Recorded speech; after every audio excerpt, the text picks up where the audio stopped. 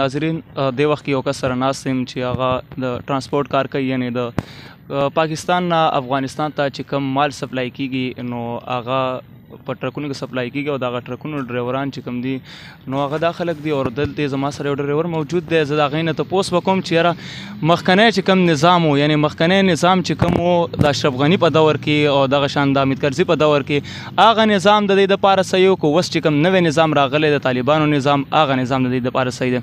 السلام علیکم. وعلیکم السلام ورحمت الله. په خیر وروره؟ خیر دی، شکر دی، الحمدلله. ستاسو نوم سره؟ زما نوم زبیر آغا دی. تاسو ډرایوري کوئ؟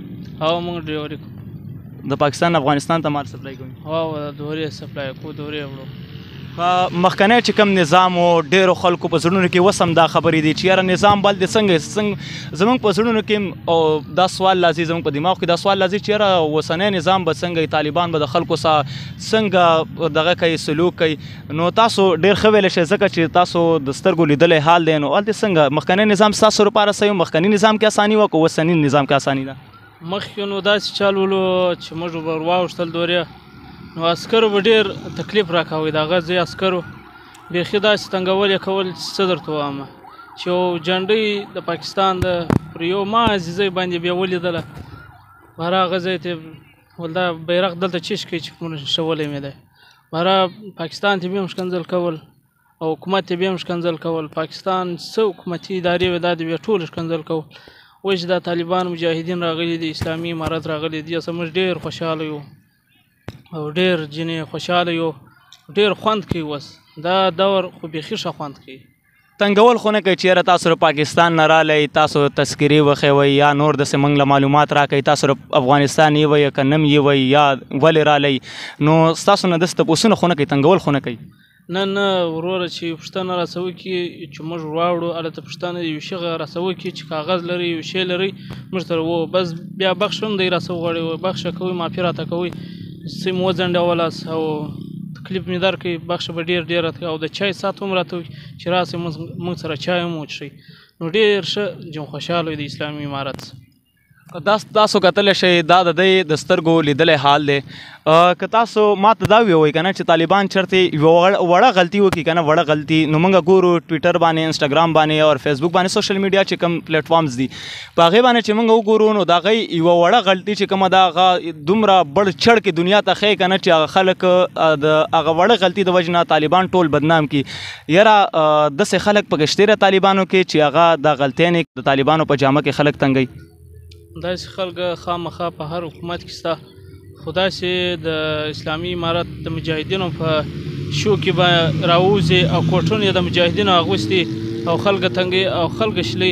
مجاهدین کې ما داسې خلک هم نه دي لیدلي. زه الحمدلله ما هم اسلامي امارت کې وظیفه اجرا کړې ده، اوس هم وظیفه اجرا کوم، خو اوس راغلی یم دلته ګاډی چلوم.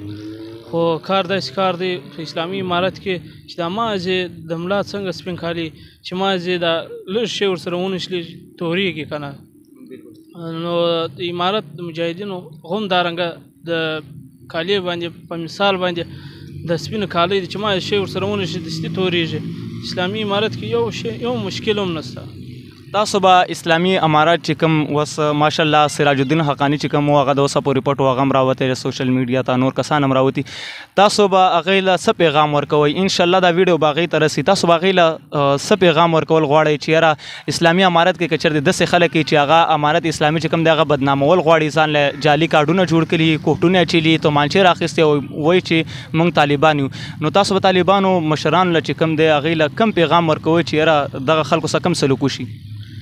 نو اول خو مخکې په مخ اول حکومت چې راغلی دا خلک ډېر وو چې دا جعلي کارډونه یې جوړ کړي وو او توپنچې یې بیا ګرځولې او نور پاټیان یې بیا جوړ کړي. الحمدلله اوس استخبارات هم ډېر سوي دي، استخبارات د ریاست څخه ډېر مجاهدین وروره په سم حال کې دي چې مازې څوک غلط حرکت وکړي استخبارات والا دستي راپور ورکړل سي چې دا کس ټینګ کړي، دا دستي نیسي او خپله مشران بیا خپله جزا ورکوي و دې خلکو ته. یعنی تاسو مکمل مطمئن وئ طالبان حکومت نه، خوشحاله تي وئ چې طالبان حکومت خو د مخکني حکومت نه، د طالبانو نظام ښه دی د مخکني حکومت نه، نو تاسو به نور نړۍ ته کوم پیغام ورکوئ چې یاره نړۍ چې کومه ده هغه وپېژني په رسمیتو باندې؟